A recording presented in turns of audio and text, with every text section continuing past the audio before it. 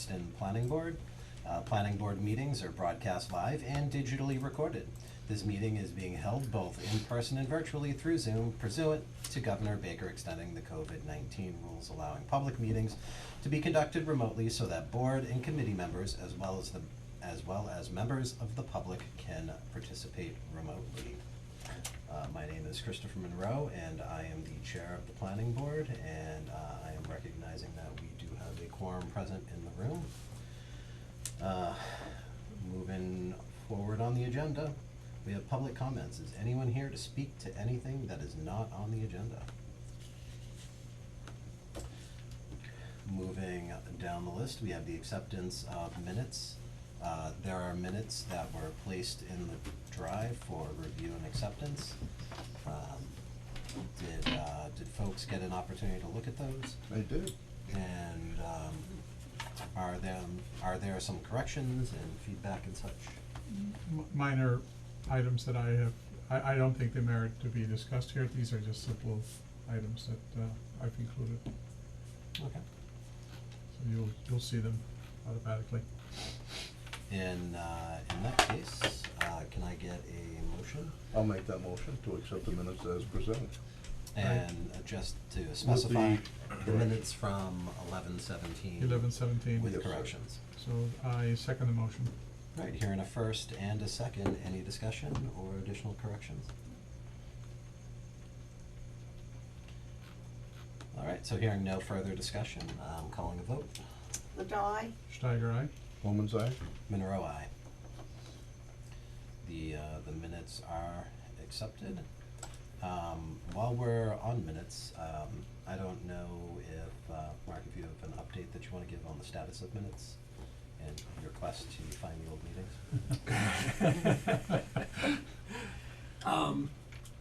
The assignment is out to Andrea Mastro to catch up with all the 2021 meetings that we're missing, which is most of them. She's on vacation right now. We'll be back right after Christmas, so we'll start having them rolling in for approval in January. Excellent. And they'll probably, I think the current count is 18, so it'll probably take a couple months to get them all in place. Excellent. Well, it's good to hear that they're on track, and it's also good to hear that we've narrowed down the other time periods, and that appears to only be the time period where there's a gap in the records. So we're gonna work on that and hopefully get that caught up in the near future. Moving down the list, we have new business, which is an introduction to Nathan, our new town administrator. Hello, Nathan. Hi. Can you tell us a little bit about yourself and introduce yourself to the board? Hi guys, thank you for having me here today. My name is Nate Boudreau and I'm from Gardner, Massachusetts, so my commute is actually not that bad. I know my predecessor had quite the haul to get here, so I think that was one of the requirements, that I lived a little bit closer. I have about 10 years of municipal government experience in the town of Shirley, the town of Princeton, the city of Marlborough, and the state senate, as well as 10 years on the Gardner City Council. So I have just been kind of chugging along in my efforts to become a town administrator. That has been the goal, and finally got there. So now I have to actually do it. The past 6 days have been a bit overwhelming, but it's a good overwhelming, and I have a 100-day plan that I'm implementing. It was originally speaking to select board members, employees, and department heads, but I took the planning board chair and the economic development chair out of order in said plan because I understand the importance of the matters at hand at this and the economic development committee meetings, the importance to the town and on all sorts of levels. So I spoke with the chair now 2 times, and we do plan to have a standing meeting going forward so that we can I can keep him and you guys up to date on certain things, and you can do the same for me. I look forward to working with you all, and my door's always open. I will grab some cards for you before we leave here today. I'll be here for the whole meeting, so I hope to learn a ton from you guys, and I hope to be able to be an assistance and a driving force behind a lot of the projects that have gotten stagnant over the last year or so. So thank you again for having me, and I look forward to working with you. Excellent, thank you very much. Thank you. Welcome to Hubbardston. Thank you, sir. So to add to that, I've gotten to meet with Nate twice to do one-on-one meetings. The first time I went through the entire list of open planning board projects and issues. The next time we narrowed it down and we just talked about 3 things. Wow. So I would ask that everybody give Nate a little bit of time to get acclimated and adjusted, and that we try to limit it to no more than 3 things at a time, because we do have a pretty big list as a board. And there's lots of other boards in town that need Nate's time and attention too, so please keep that in mind. Any questions from the board? No? You're lucky, they're usually pretty tough. Beautiful. Give him a chance. So moving down the list, we have discussion about the master plan with MRPC. And I guess just as a matter of background, we've been working on a master plan since 2018. I think it began late in 2017 into 2018, and then COVID happened, which did not help things, and we're working on transitioning to finishing. I'm happy to hear that. We are, I believe, 3 planning board chairs and 4 town administrators into it. So, Yeah. I think we're pretty close. But who's counting? Yeah. I think we're pretty close. I think we just need to close the loop on, and I guess procedurally to catch up. We have most of the plan done. We have several chapters that have been accepted. Currently, the issues that we're talking about are, we need to actually go through the implementation chapter for the master plan. Yes. Get that approved by all the various boards. And there's also some feedback from the former town administrator, specifically relating to the facilities and services plan. Correct. And we had a conversation offline about that, which spurred this meeting and this appearance, so we can all get on the same page and come up with a plan to bring this to And fruition. yeah, I don't have any handouts for you guys today, for once, but just the general condition of the master plan for Hubbardston is all of the chapters, save for the facilities and services and facilities chapter, the implementation chapter, and the goals and objectives chapter, have been completed and accepted by the planning board. Which ones are the ones that have not been accepted, just so we can get that? The services and facilities, the implementation, and the goals and objectives. The original plan was to have the service and facilities chapter be reviewed by Ryan when over the course of the summer while he was still the town administrator. There was a bit more constructive feedback than he was able to get through before his term ended, and we were playing a little catch up, working on making sure that we made sure we got all of that feedback before we move forward with the implementation, because lacking the goals and actions section to include in the implementation would have been a fundamental problem for actually making sure the plan was accurate and up to date. That work for the service and facilities chapter is still ongoing. I'm working on arranging a meeting with Ryan to go over the feedback more in depth than just edits, to actually sit down for several hours and go through it step by step. Just to interject for a moment, I'd like to request Yeah. that Nate get included in that Yeah. process too. Absolutely. That we have a full-time Yes. town administrator, yeah. No, I was going to be asking Nate to make himself available for that as soon as I can figure out a date that works for Ryan as well, since his time is pretty full. Once the service and facilities chapter is up to date, we'll update the implementation for the goals and actions accordingly, and then that will be redistributed to the town for review and comment for all of the boards and committees that are involved. That brings us to the reason Karen is here as my Boss as the Director of Planning and Development. Hello. Hello. So yes, I'm Karen Chapman, Planning and Development Director at MRPC. I've been in the position a little over a year. My predecessor was involved in this master plan in the beginning, and let's just say it didn't happen the way it was supposed to. And then COVID hit, and then we had a bunch of personnel issues. Anyways, we got behind. You all know that.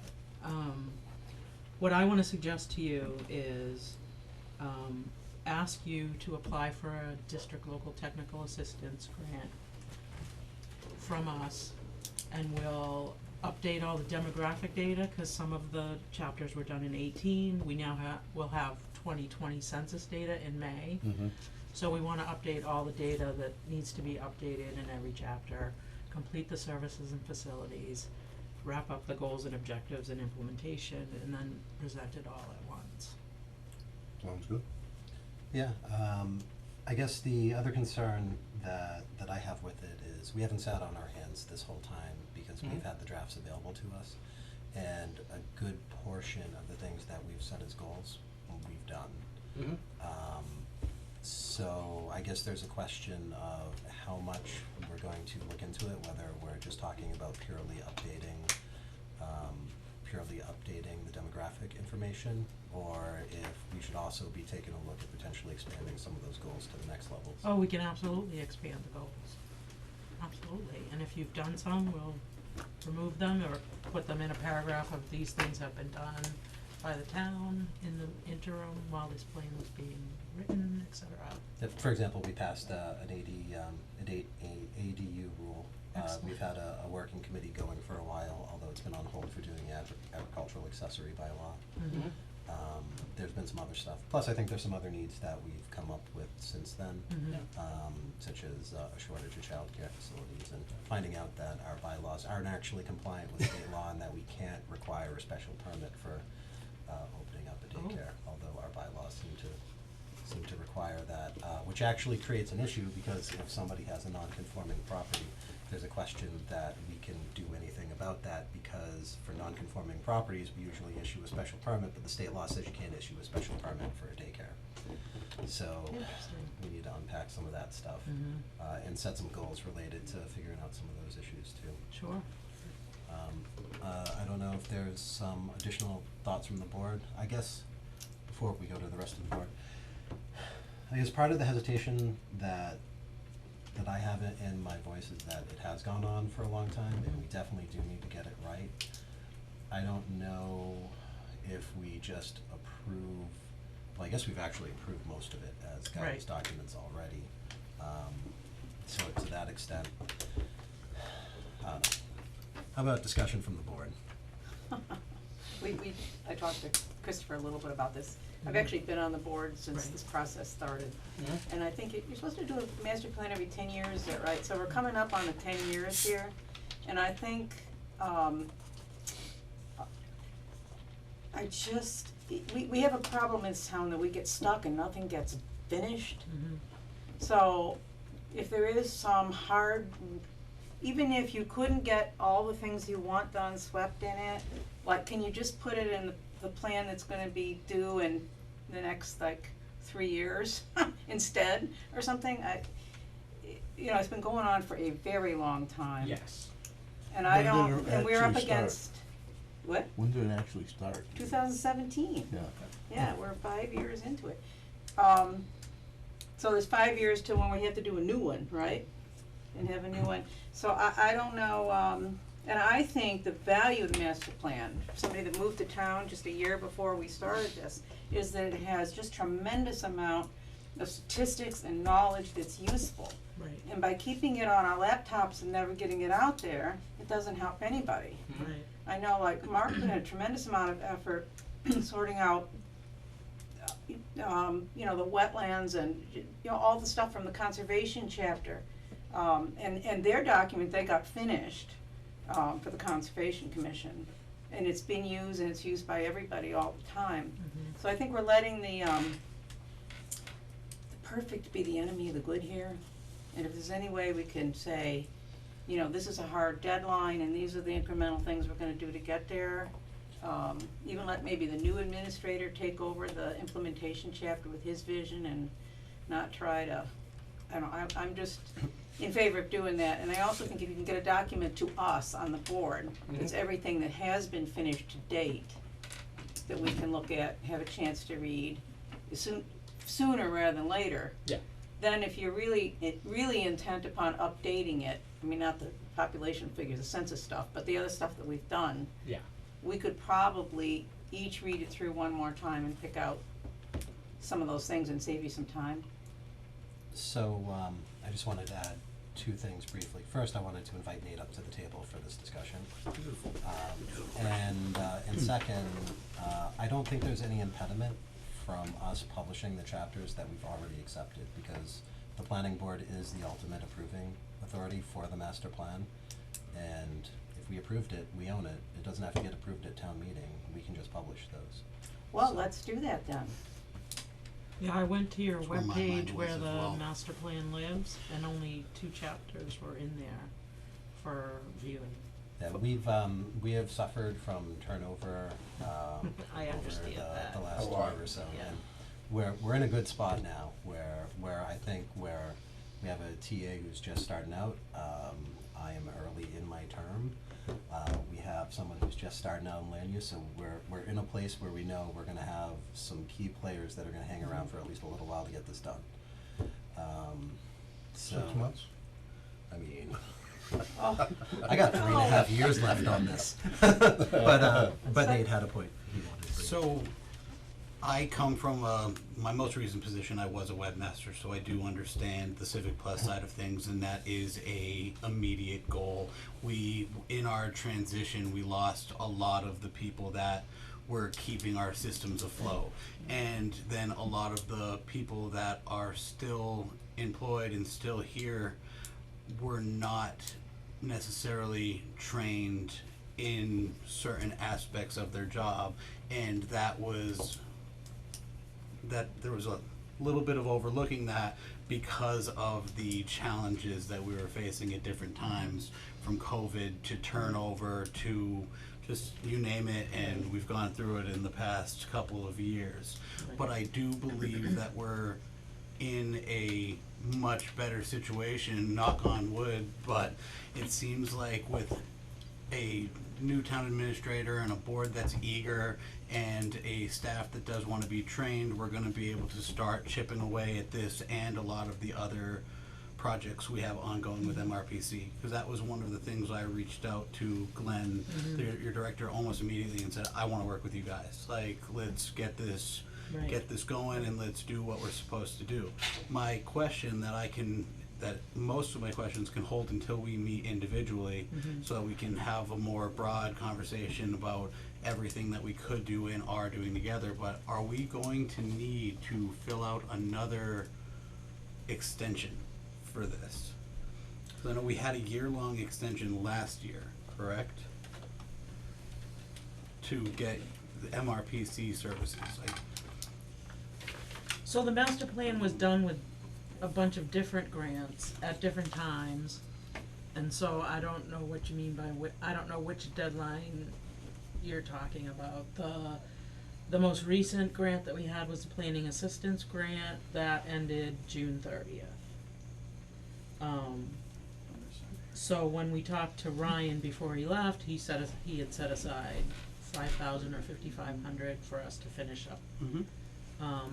Then we discovered the services and facilities was crap, There was basically. significantly more work than we originally thought needed to be done. And, you know, MRPC is in a similar situation as Hubbardston. Absolutely. And I feel like, you know, I have 4 people that are on my staff now, and I think we're working well as a team, and we're starting to tick off all the projects that have been like hanging around. And so all the town would have to do is apply for DLTA for us to have funds to continue. And it's free to you guys. We can shoot for June 30th if you'd like, and just put the whole team on it and just yes. Get it out of the park. I think we would like a hard deadline after all of this. with a upgraded chapter on our goals and initiatives, and just, it doesn't need to be perfect, but after 5 years, we Yeah. should get it done, and it should be an up-to-date document. Right, Yes. Something that we don't need to come and redo in 3 years. right. And we can, there's no need to wait for updated census data in order to update chapters according to what goals or actions are now redundant and have already been completed, or changing them out or updating them for new ones to better suit the town's, vision going forward, while still making sure the service and facilities chapter properly captures the scope and the needs of the town, instead of being very much more hit or miss, which was Ryan's commentary for the most part. Was there are some parts that work, and there are a lot of parts that don't actually accurately portray the needs of the community, and that's what we want to address, since that is the proper scope of that chapter, and it's something that Hubbardston could really make use of in order just going forward as the master plan. It's one of the more important chapters, as it were, in terms of just capturing the resources of the town as a organization and as a municipality. And now that we're back to being fully staffed with myself and some of my staff in here, and Mark, who essentially acts as more of a part-time planner than a land use clerk, I think we do have some capable hands here during the day, part-time, full-time. We have people that will be able to do more of the lifting than we've done in the past. We're still not able to do everything, of Right, course, right, but right. we'll, And we're, most of our towns are small towns that don't have staff, so we understand that and we try and work around that. But no, I think together we can just bang this out and get it done. So, other than applying for the direct local technical assistance grant, what would the next steps be? That would primarily be, that would just ensure that MRPC can make use of that funding at no cost to the town for this project. Right. Because I don't wanna jinx anything, but the money set aside for the implementation chapter might not be enough to cover all the work needed in terms of staff time for making sure to have the implementation chapter completed and updated with all the goals and actions, and also revision work that is needed for the service and facilities before it's in any condition to be accepted by this board. now, has the last, I'm not trying to be Yep. any sort of aggressive, I'm going Yep. to work with you guys, has the last 5 years of work been logged versus the different pools of money that have been used to chug this along past different deadlines? And because what was the original plan? A year? Oh, no, you can't do a master plan in a year. No, there was a plan where, we're gonna start with 2 chapters using DLTA, and, we can apply for a planning assistance grant, and we can do 4 chapters out of that. Like I said, there were many sources and many deadlines, and we've worked on this Since without, before my time. without funds Yeah. from different sources, Alright. so. Yeah. So I guess with doing the application for the grant, there'd be a rescoping, and that's ultimately where. And that's where we would include the hard deadline, Okay. is in that scope. And that would generate the plans for when the re-kickoff meeting would be, and Yeah, and All the the other first date for acceptance of the first round of DLTA projects is, February 7th, yes, for so, February. Is the application already out? No, I'm putting the application out next week to Beautiful. all the communities. The first round will be due February 7th. And the commissioners will approve it at their meeting on February 9th. But that doesn't mean we're not gonna work on it between now and then. that's where the money that was set aside previously can be used, kind of bridge the gap in between now and then securing DLTA funding to update and get it across the finish line. okay. Yes. if I can add a comment on if we wanna accelerate the demographics piece of it, the release date on the 5-year ACS data Yep. is tomorrow. Mm-hmm.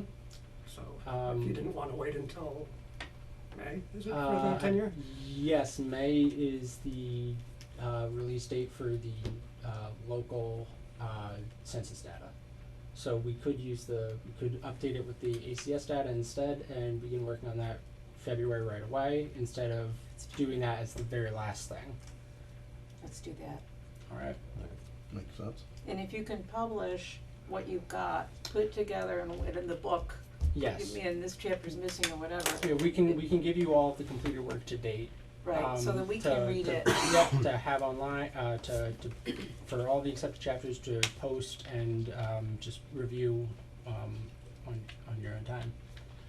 That Is wouldn't there- be a problem. Is there content that you would receive in May that you would not have available at this point in time?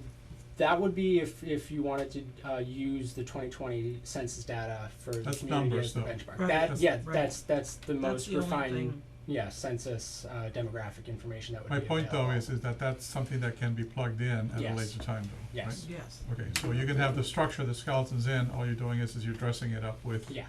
the additional, or with the more up-to-date information that comes to you and me. Yeah, that would just be kind of a feather in the cap to end it. So when everything's wrapped up, it's got 2020 census data at the end, which will be at that point the most recent accurate demographic data available. And I think that is important for us, because I mean, it's Mhm. already 2022. Yeah. Right. What's in the data set that Mark was referring to? The ACS 5-year is the second most accurate demographic survey that the Census Bureau of the Census does. It's very accurate, but it's a projection, and it doesn't capture the entire population. There are larger margins of error. Okay, And it doesn't capture quite the breadth of the data set. It's much more targeted. and I think that we have the possibility of still incorporating it, Yeah. as long as it's a June 30th timeline. Yeah. I just alert you to the fact that this board here remains in effect, obviously unless there is some unforeseen departure, until pretty much that timeline, because afterwards we have elections again. Yeah. Right. And we have some members of this board who are going to be coming up for election. So I really would like to make sure, because I think most of us, if not all of us, have been pretty much working on this here for several years, would become our capstone Yeah. as an entity to be able to demonstrate that this has been completed. Mhm. One thing that goes along with the data collection is some analysis. Yeah. Well, So I understand that. Yeah. It's not just like, replace this number in the I table. I absolutely gather that, Okay. but we're not talking at this coming in on May the 30th and you got another 30 days to do it. I'm hoping that this comes No. in earlier, that you can Oh, hopefully do the yeah, we analysis can- within a timeline that's Yes, we can start on the analysis Okay, pretty much tomorrow, since the 5-year ACS data is actually released this week. Right. So we can start using that. We can start communicating again to see where goals and actions have been updated, where maybe new needs have have arisen over the last few years for some of the chapters, such as the economic development chapter, which was done before COVID. Yep. I'm fair to say I think the needs have probably changed a fair bit regarding that. okay. And it would just allow us to kind of make sure all of the chapters are on one page and about as up to date as it's possible to get by that June 30th deadline, and then you can have it so that chapter, the master plan at that point is good for the next 10 years at that point. Okay. So you wouldn't have to do it again in 5 years. Oh, okay, that's good. Can I ask one more question? Mhm. What do you need from us at this point in time for the application for the district, for the DLTA? Nothing. Just an okay, yes, we wanted to participate in this year? I'm releasing it next week. Yeah. Call for proposals to Yeah. all the communities, and you just submit it back. I can send something to you of what to write, to answer the questions. And then just submit it back to us. The commission will vote on it February 9th. Do we need to vote on the fact that we are, yes, Submitting a grant? yeah, that we are committing to this grant? or I that we believe the town administrator can just do that. Yeah, I can You can do that on submit, our like- behalf? Perfect. Yeah, and I will. I wanna make sure that Yeah. there's nothing missing Yeah. here. We're No. off the hook. Right. Yes. Cause there does have to be a signature by the board, Oh, by the the select plan? board. Yes, yes, Yeah. that, absolutely. Very good. I So- can present that. Yeah. So I guess the action items that come out of that are, we're gonna follow up with the grant with Nate. What else is coming out of that for action items? We're going to publish, or at least put on the website, the chapters we've already approved. Mhm. Yes. Correct. You know, they're likely gonna be revised, Right. and we'll just have to note working copy or something along the lines of that. Or, you know, have people send in comments if they have comments. I mean, I don't know of many residents that sit down and read the master plan of their town, but We definitely have there some are of those. some Oh, yeah. hidden Yeah. in places. Yep, yeah, we have no shortage of those, which is a good thing. So, and Jonathan will send all the completed chapters. Yes, I will send all the completed chapters, as both Word documents and PDFs, to, yourself, Nate, and, Mark as well, just to make sure those are all, you know, there are 3 people here who will get them directly at least, Yeah. and then also to the planning board, email, Thank you. so. Yeah, so just to clarify the emails, cause I know there's been some confusion Yeah. over time. So plan@hubbardstonmass.us, that's Mark. Okay, I'm obviously K Monroe. and then I have Alice's email. That's why I think Mark should just distribute to the board. Yeah, when you so get Right, it. make if it you just easier. got Yeah. Mark, me, and Nate, Okay. we'll be in good shape. And then we can put it on the agenda Yeah, Right. Okay. to read and review before next meeting, maybe, if you And can I'll get likely those. Well, fill they've that already out been before the holiday Yeah. season, because the select board only meets once in January, just because of Okay. the way everything Yeah. falls. And then I just wanted to kind of get some clarification of, I know that originally Ryan was going to continue working with Hubbardston, or there was the idea that Ryan was going to continue working with Hubbardston as a kind of consultant role after he had left as town administrator, but before Hubbardston had filled that position. Going forward, that is not the case anymore. it's up to Nate to. So, Ryan McLean and myself had a working relationship even before I came here. When I Okay. was in the town of Princeton, we would bounce some things off each other, just have a solid working relationship. So even after I got this position, we have been going back and forth. We're going to have a sit down in the coming weeks. He's actually been incredibly busy, as have I. Yes. So we wanted to make sure that I had actual questions to ask instead of just going, oh, tell me what to do, man. I think we're kind of past the period of time where he would be a consultant. Okay. Because there are other squeaky wheels that Yes. would kind of need the additional grease versus that, but he is a friend of the community and very much in contact with our staff still Okay. to this date. So, yeah, I will still keep working on arranging a time to sit down with both him and yourself to review service and facilities, just to make sure that captures the It'll needs of likely the be community. Zoom, because Yeah. that'll be the easiest to get him. If we all have to hunt each other down in our offices, that will take much, much longer. Let the logistics be Nate, right? The other thing was I'm not sure, is it 5,500 or 5,000? I was 5,500. 5,500. So, if we were to do this DLTA, would you have a use for that 5,500? Because we have not charged to that at all yet. We have a signed I contract. can find a use for anything. I didn't want to use the town's money I would love that. If- 45. if you guys agreed to do the DLTA. I'll just give you the backstory so you Okay. know. It was a vote, because originally we were told, I think by John Hume, not John, Yeah. yeah. Yes.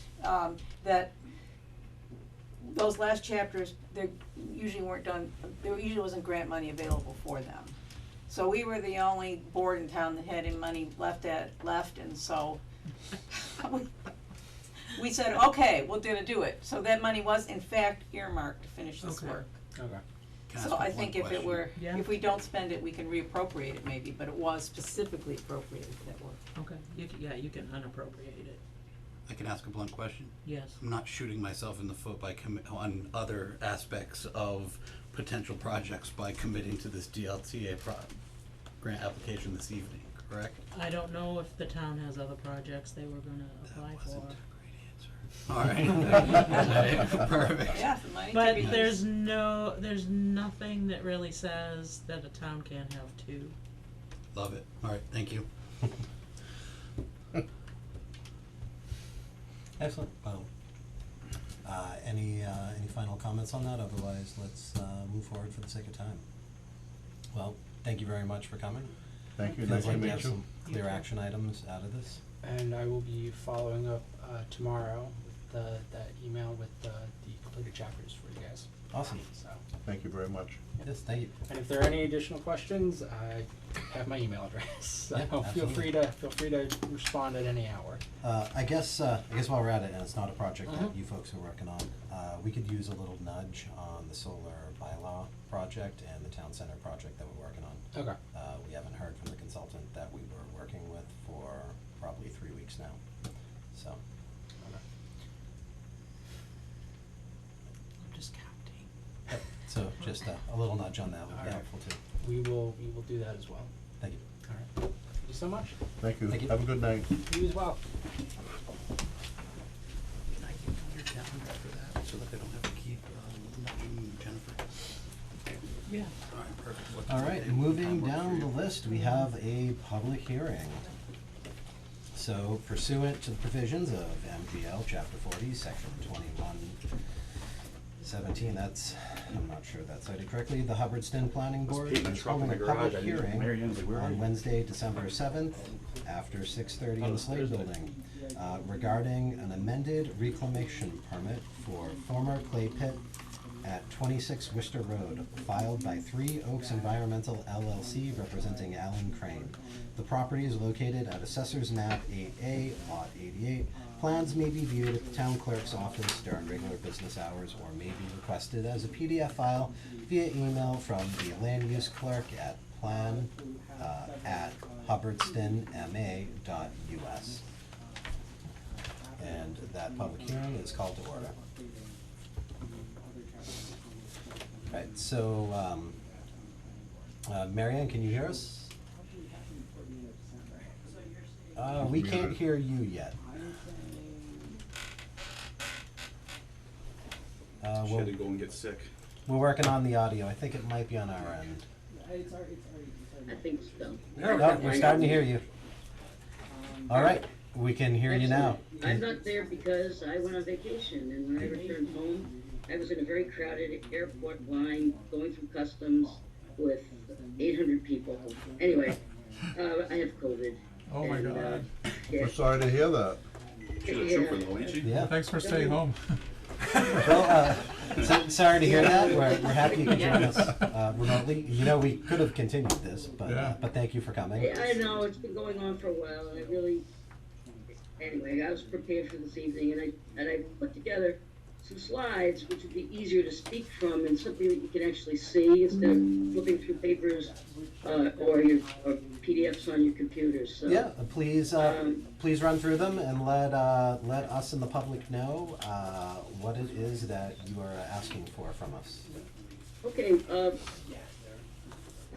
what we're asking for is to take a look at the current reclamation state of the former clay pit to determine that it is in fact restored, it meets the spirit and the intent of the bylaw, and that a certificate of completion can be issued for it.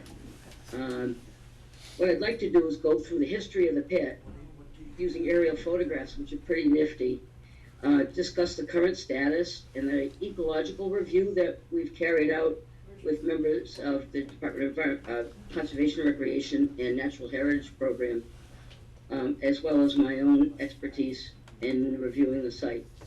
Then after I'm done with that, I'll go through the permit conditions and show how we've met each of those conditions. Looking at section 9 of the general, the earth removal bylaw. That's section 9 where it has the general permit conditions and specific earth removal conditions. So, do I just need to share my screen, or Mark, have you figured out how we're going to, If you're going straight into the PowerPoint, yeah, you need to share your screen now. okay. Now let's see if I can find it.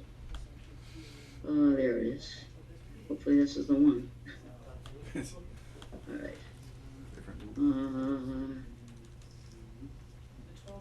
I mean, this is a fairly successul technology night for us so far. It's actually Yeah. working. Hey, Yeah, oh, yeah, last hey, time. I had to get to the word Hey, I knocked slideshow out. at the start, and it was getting covered up by the, anyway. Yep, we got you on the big screen in the room here. Excellent. And Alan is there this evening as well to add to our discussion. Yep, can you please just identify yourself for the record? I'm Alan Crane, 26 Worcester Road. Thank you. All right. Back in the 1990s, there was or prior to that, I'm not sure the exact date, the initial permit was issued to the prior landowner to excavate clay that I believe was used for capping landfills. This shows the clay pit. At some point in the 90s, I could not find the date in the Mass GIS specifically. So in 2001, that's what the pit looked like. Now, see this is Alan's house. This is the driveway in, and it turns the corner. He has a work area up here currently, and this is the extent of the pit. And I believe that is the limits of the pit as allowed under the earth removal permit. This area here that shows up as a U-shaped open water is the sediment pond that was created intentionally for this project. There is it's called an ADS pipe. It's a couple feet in diameter with a riser on it, and any water that gathered in this pit, if it gathered to too great a depth, it would flow through the riser and out into this U-shaped pond before discharging into DCR property, which is tributary to public water supply. It functioned perfectly during the time that the clay pit was in operation, and it continues to function since then. This is the aerial in 2005. I don't know if you can see my cursor. yes. Okay, good. These areas are starting to green up, as you can see. It's hard to distinguish for sure, but this slope here was never altered. This is the slope that grades towards the driveway. So that's 2005. The U-shaped sediment pond is there. This is 2011-12. I'm not sure exactly when that aerial is taken. That's all it's referred to on Mass GIS. And again, there's more vegetation coming in all around. These are all taken in the winter months too. Yes, they take them exactly with the leaves off so that you can actually see the ground. And so what I try to do is I try to compare it to the goat farm property. They have a grass field there that's mowed yearly. And I'm looking at the colors of it and the colors of the land to see what's happening there. Plus I've been on the ground and I've seen the trees growing, so. This isn't satellite imagery. It's not as good as our Mass GIS photos, but again, you see further and further encroachment of vegetation into the clay pit that's no longer active. And this is 2021, so this is last year's aerial photograph. The ponds here, all of this is revegetated. This is a very large hill between this and these ponds.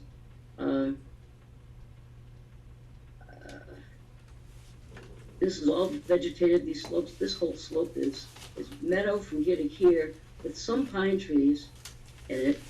The area that is still exposed is in this area here. You'll see that on the ground. These slopes here too are less vegetated, but are stable, and I'll show you that as well. Here we go. When you first drive into the pit and you stop at where Alan has his working area, this is a photograph out into the pit.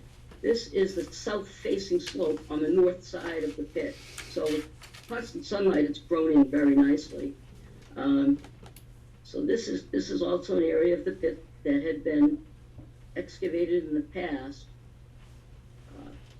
Trees have come in. These are birch trees coming in here. Let me see if I can make you guys a little. There we go. And I'll refer to the biological crust a little bit more later. It's lichens and mosses, and it's really quite significant on the site. Last November, when we were taking a look at the site and trying to figure out what would constitute restoration, when I first got there, I saw that the value of the site as it currently exists, but I wanted to get some other input, and I met Jennifer McGinnis and Alan Rantella in the field at another site, and I said, boy, while you're here, come with me, come and see this clay pit. And I asked them what they thought of it, because it abuts their property and drinking water supply. Alan said he thought it was great. Both of them felt that it was excellent habitat. They had no problems with it, but they wanted to run it by the higher-ups. So this is the email I received after that site visit. They discussed it with their boss, Dan Clark, and he agreed they had no concerns with its current conditions. All of these things are also materials I've submitted to the board. I also, last November, contacted Chris Bulow, who's a restoration ecologist from Natural Heritage. Without seeing the site, he gave me some general comments regarding the value of disturbed sites that are fairly stable, but disturbed nonetheless. New England, Massachusetts, wants to eventually be forest. That's what it works towards as it's going through succession. And to set it back in time so that it becomes a meadow or a rocky surface, it provides habitat for species that can't exist in a forest ecosystem. And that's what I described here. You have his email. I then asked him to come out to the site this summer, and he took me around to the various points, referring me to the rocky surface with the lichens and mosses that he called a biological crust. Disturbing that would take years to replace, for it to return. Provides habitat for these tiger beetles, which I'd never seen in my life. They're speedy little things that run across the ground, but occasionally use their wings to just skim the surface. They can only live in these open rocky areas. I saw killdeer nests. Killdeer can only nest in rocky areas. Their eggs look like chunks of granite, little round chunks of granite, and the killdeer out there just displaying for me, dragging wings to make me think that they were wounded and that I should chase them instead of going over to where their nests were. I've hunted on the property. I've hunted turkey and deer. I've seen bobcats. I've seen a coyote. The area is thriving with wildlife.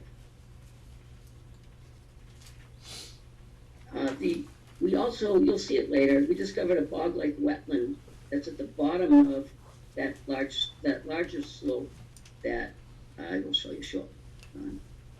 When I actually emailed Chris Bulow today, and he said, we have a brand new website, or something brand new on our website, and I have a link to it about revegetating disturbed areas, and the info's there. It's mass.gov, and I cut off the word info. It doesn't say into, it should be info-details / revegetation.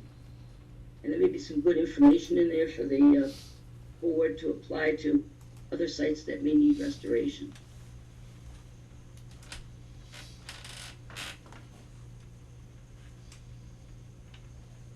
This is one of the slopes that I walked up. You've got to understand, I have 2 replaced knees and a replaced hip. So if I can get up this slope, it's not that steep. There's vegetation at the top, and there's vegetation growing at the bottom, so that, and believe it or not, there are little green plants here that are hard to see in this picture, but there are little plants growing on this slope. There's some minor erosion that occurs, but it's just from the raindrops hitting it. The watershed to this slope is minuscule. It's very thickly vegetated at the top of the slope, and the land slopes the other way on the other side of these trees towards the driveway. So there's very little watershed to this slope. And it's growing this species of goldenrod here, and I'm not sure what that shrub is. Anyway, there's numerous birches and pines.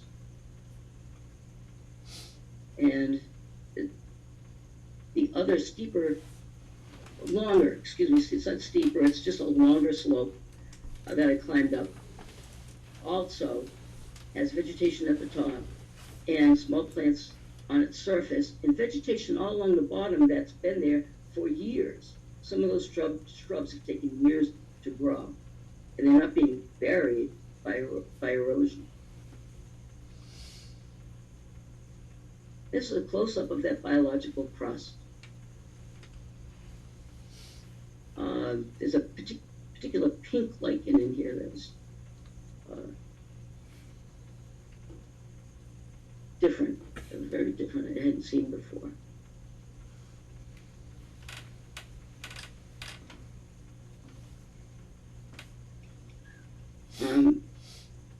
The day I took this picture, it had rained heavily. There is a perched water table. Because the bottom of the pit wasn't entirely excavated, there's still clay there. It takes a while for the water to either evaporate or sink into the ground. And it's perched because the actual water table lies below that clay. And the way you can tell where that is if you walk off the back of this, continue off the back of this side and down the slope where those ponds were constructed, that U-shaped pond, that's where the water table is at. That's got to be 30 or 40 feet lower than this elevation at the bottom of the clay pit. I'll show you some numbers a little bit later on. This is the slope that's directly adjacent to the bottom of the clay pit. You can see that the meadow grasses through here. There's some pines. I had removed numerous autumn olives from this area and multiflora rose already. So it's native plants are left.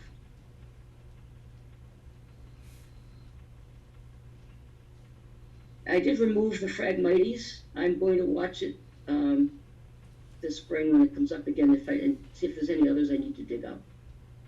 But this is a little wetland area that formed. It's isolated because the slope that leads down to this is very steep, all vegetated, but some water leaks out at that point and feeds this little isolated wetland area. Again, there's trees taking root on slopes that appear to be steep. This is the steeper slope. Again, vegetated at the top. Well, not steeper, it's a longer stretch. It's still a 3-to-1 slope. And this is the little wetland, a different wetland. It's actually a bog. It's got sundew plants in it, leather leaf. The tall stuff is called woolgrass or woolly sedge.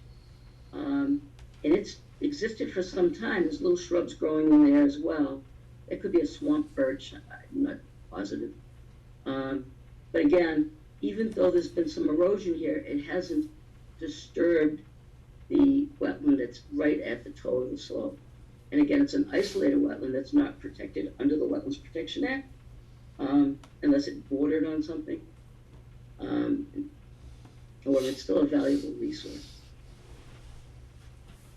And then from that slope, I turned around and took a picture back out towards the entrance, which is here, and where Alan stores his work materials up here.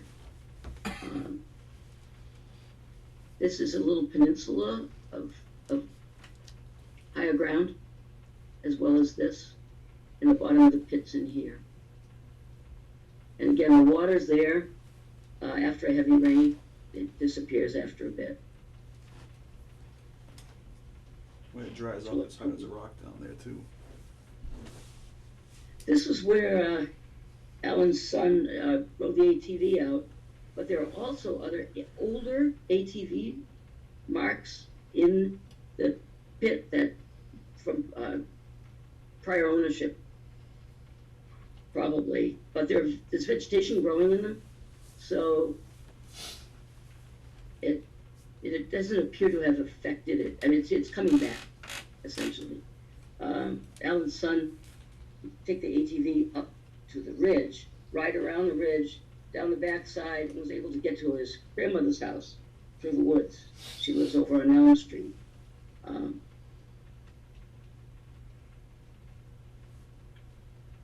And now I'm going to kind of relate this all back to the bylaw.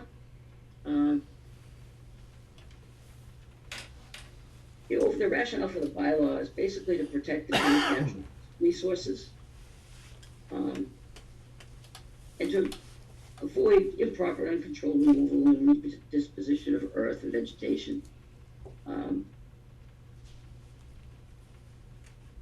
I believe that the work that the passive restoration that's occurred here meets the spirit and the intent of the bylaw. And we received a letter after the MID stopped into the planning board last November, a year ago, and asked some questions and shared our thoughts. And we received a letter back from the board with certain conditions that need to be met in order for the board to release the property or release the landowner from the permit. Slopes can't be more than 3 to 1. Alan's a former surveyor. The restoration plan, no additional plantings are necessary. Some of the vegetation actually had to be removed, which we did to discourage invasive species. Topsoil is not necessary to reclaim the site. The drainage continues to flow where it did before towards the DCR parcel in a controlled manner, with the sediment pond still in place, and it's behind a high berm. There was concern about any equipment and structures that were on the site. And Alan, you might be able to add into this. No equipment and structures that existed on the site related to the earth removal operation are still there in the pit. Correct. And Alan has moved the bulldozer. He owns that. Alan, what has happened to the other materials that were up there? Like the bricks and stuff? That and existing metal, scrap parts. Yeah, so we cleaned up a lot that was left there. And the bricks that were there, I think Francois had seen them. They're slowly going away because the church, like I said, the church here, they got resided. That was their material, let them store it there. So yeah, I mean, that's pretty much it. I park a trailer there and stuff, and that's probably pretty much it. Yeah, there was a pile of asphalt. What happened to that? Oh yeah, we brought that to Palmer Paving in Barry and had that recycled. So yeah, that's not there. Okay. It was just what that was is like dump when it's hot, you're using it. So if you let it cool in your truck, then it sticks in there and it's there forever. Yeah. So you dump it out into a pile, let it harden up, and then you pick it back up, and then you can bring it somewhere, then dump it back Okay. out. And they recycle it. I hope they do. Yeah, Palmer Paving over in Barry, they got a big. Yeah. They take concrete and everything, so yeah. Imagine just dump it back in with the rest of the hot tub. Yeah, they use the recycled asphalt. Yeah. So yeah. Okay. And all the scrap metal's in a pile. We're gonna bring that out of there. There's no gas tanks or anything like that. There's a couple of trucks up there that you had saw, but there's no gas tanks or anything like that. And those were I just brought them there because once I bought the place, where I had this stuff, they're like, okay, you can finally get this out of here now. So I just brought them up there to, one was a parts truck, one I cut up in pieces and scrapped it, and the other one was another parts truck, which was my grandfather's, and that's in the process of being parted out. And, so there's gonna be no, by, I don't know, about 2 weeks' time, there'll be no unregistered vehicles up there. There was, I think, 2 when you went up there. I think there were more than that, but 2 or I mean, 3. It was less than 5, That's- but it was between 3 and 5 that I Yeah. remember seeing Okay. there. Yeah. I remember seeing some of them being hauled away, so. Yeah, she spends a lot of time there hunting. She's there like every time I get home. Hunting and scouting. Yeah, the site is left in no less valuable condition.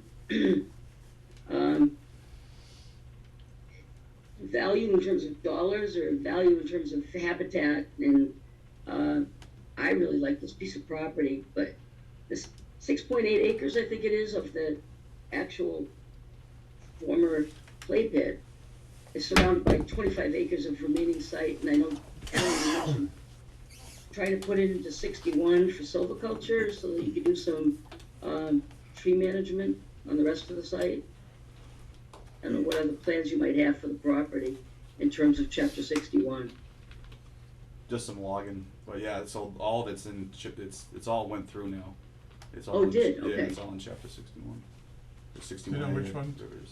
What's that? Do you know which 61 it is? I think it's 61A. I had that guy Joe Lee, the forester. He came up there and he made a big cutting plan, and I haven't logged it yet, but there is a cutting plan. I did see the trees were marked. Yeah. There's like, it's weird, it's two different parcels. The pit is like 32 acres with the house, and then I bought there's another 12 acres that goes over to Elm Street. But that's a separate property. It's two different parcels, but I own them both. It was I kinda understand that, but that's not that's not part of this Yes, property. it's though. not, yeah. This property itself, is that under 61A? I believe it is, yeah. Joe Lee said that both parcels he put into 61A. I'm sorry, who did? Joe Lee, the forester. You never met him? I don't think I have. Oh, okay, yeah. So you're telling me that when you submitted the paperwork, you submitted it for both parcels? Yes. I mean, we can verify that, and that's Yeah, fine. I mean, honestly, I didn't even, I thought the meeting was tomorrow night. I would have brought that with me. I was in my garage and she called me and said, "Where are you?" So, okay. good thing. I mean, it's just an That happens. application Kept form, I'm saying assuming you have a Thursday the copy of the 7th. application. I have form. that, but I also That's have what what the happened. state sent me. They sent me a big packet of, well, welcome, you're in chapter 61 or whatever. So, Must be new, because I never got anything when I put my property in. Really? We can certainly follow well, up on that. did you have it logged? No, it's not I mean, it's a 61C, so it's different, Oh. so I think because of the fact that you have a 61A, but again, that. I I'm- guess the 61A, we've never received anything, but Yeah. it's been in that chapter for a long time, so that's Yeah. probably why. Yeah, you have new regulations, probably have to come in, Yeah, more somebody recent years. else. Yeah. We can Yeah, I mean, certainly- obviously, I'm not gonna do any logging in the clay pit, cause it's, There's nothing to Is log there there. big log? right, Yeah, yeah. we can certainly follow up on it, but There I'd will like be to some, move ahead yeah. in the interest of time. Yep. Right. Sure. Absolutely. Okay. So, if you have section 9 open, let me open it too. These are my answers to the specifics. Oh, I have a desk here somewhere. Give me a second. There we go. Under section 9 is the conditions for all earth removals, the general section. Real quickly, the first section talks about permit hours when you're removing the earth. Well, that's ceased. The second section is noise, and it's passive reclamation. If we were to come in to reclaim it using topsoil or whatever, then there would be noise generated with trucks and earth moving equipment. Again, the third section 3 talks about siltation and earth removal operations, passive reclamation, and the erosion, and turbidity of water bodies has always been taken care of, both by the passive reclamation and by the construction of the sedimentation pond. And then fourthly, I have a quick question on the pond. What is the projected lifespan on a pond like that? How long is that expected to remain functioning for?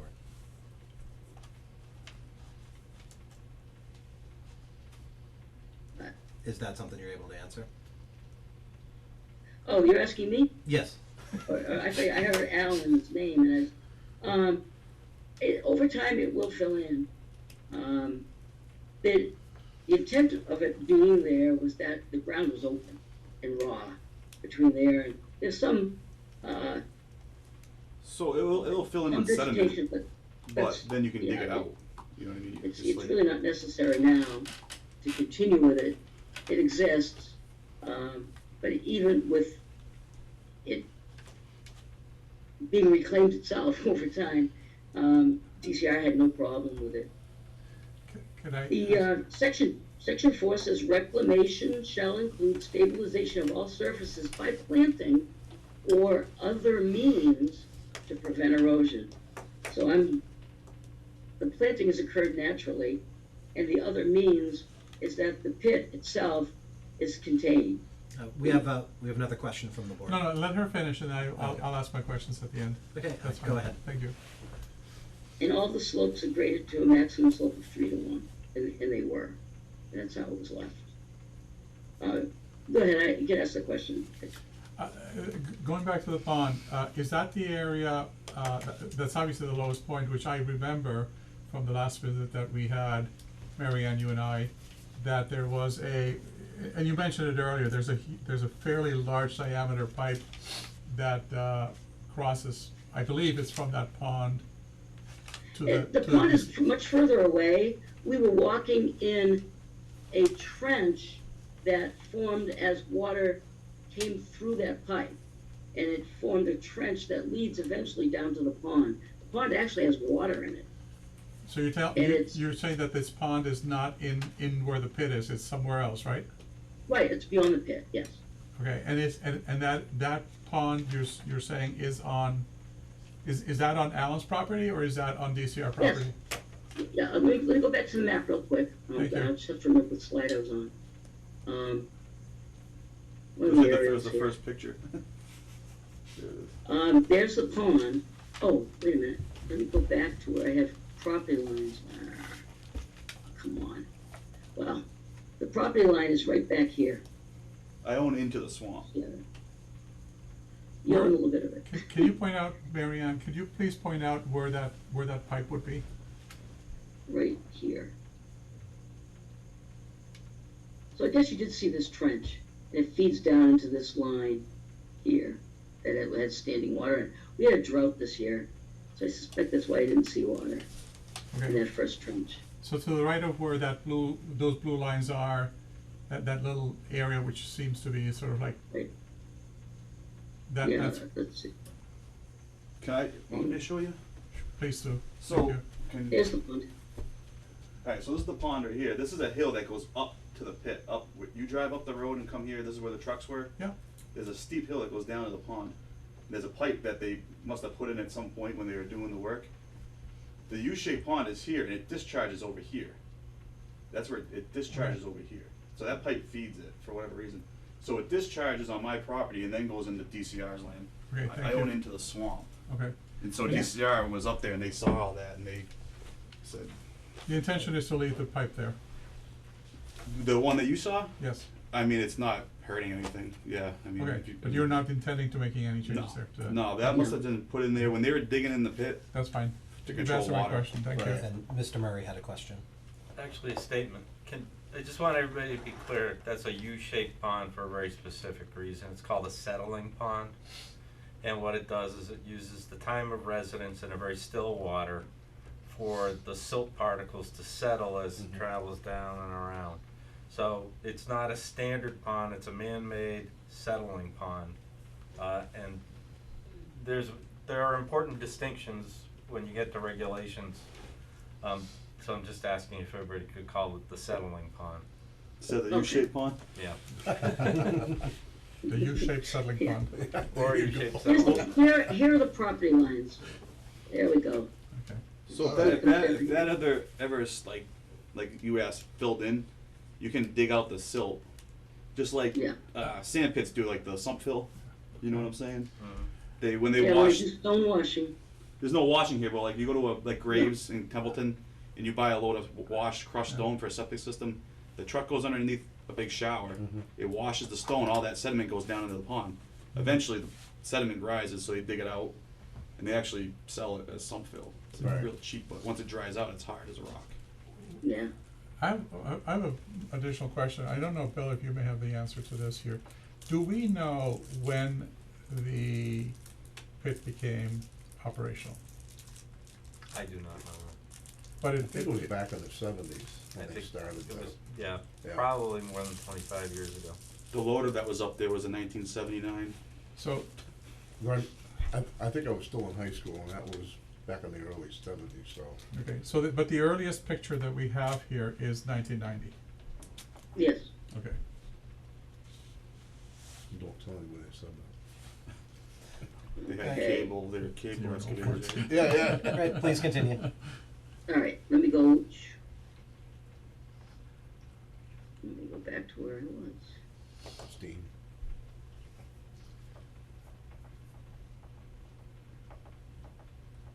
There. Section B,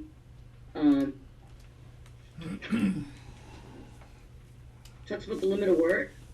The extent of the project has not exceeded the permitted disturbance in earth removal operations ceased over 15 years ago. Excavation has to remain 4 feet above the water table. The water table they're talking about is groundwater table, not the perched water table that's on, water sits on top of. And I took the elevations and converted them from, on the topo maps, they're in meters. The top of that hill is 312 meters. It was about 1,020 feet high. The groundwater is at 942 feet. Down where the settling pond is located. I don't believe 74 feet of clay was removed to get to the 4 feet above groundwater. It's significantly higher above groundwater, so it makes the 4 feet.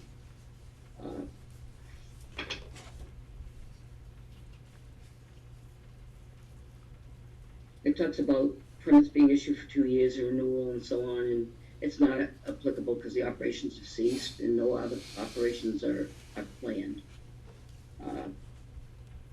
There's currently an extension to this coming July for the restoration to be completed.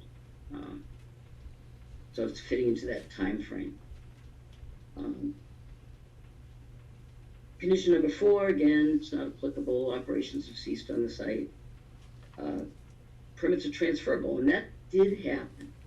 This permit was transferred to Alan. He signed for it with the understanding that Casella was going to restore the pit at no cost to Alan. Mr. Crane was not going to have to pay for this. Casella was going to bring in the biomix that was required as part of the permit to fill the floor of the excavated area with this biomix. Alan spoke, and he can speak to that further. He spoke with Casella. Casella said, I have no, it's COVID, we have no access to the biomix, and it's besides that, it's too expensive for us to do it. We're not doing it. They walked away. Well, what really happened was Casella was using biomix from Irving and some other paper mills that are it's contaminated. It's contaminated with fluoropolymers, PFAS. It turns out some of that soil's been put in a field in Westminster. Up in Maine, they are regulating it now, and unfortunately for the landowners that got this material and put it on their land, they're responsible for the fact that their neighbors' wells have been contaminated. And they have to try some kind of way to provide some restitution to their neighbors for contaminating their wells. Fortunately, the biomix was never brought to this site. Can you imagine what DCR would be saying right now? So it's fortunate that we got to this point where it's restored itself and did not need this biomix brought in. We did not need an order of conditions from the Conservation Commission. There were no wetlands on the property subject to the Wetlands Protection Act. So that section 6 is not applicable. There were no violations of federal, state, or local laws that we're aware of.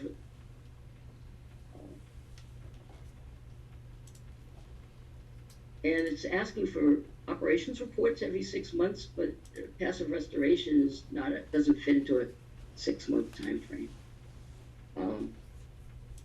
The permit was not effective until the bond, the surety was in place, which Alan has money in place with the board. And it's the condition number 10 is related to that as well.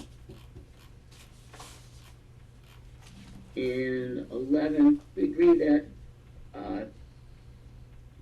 provision for reclamation of the site by planting or other means to prevent erosion, control runoff, and reduce hazards at the site have been complied with, and we agree that those are appropriate conditions for the property. And it says, shall be planted or otherwise made stable. The folks that I've met with have agreed that the site is stable and no additional plantings are necessary.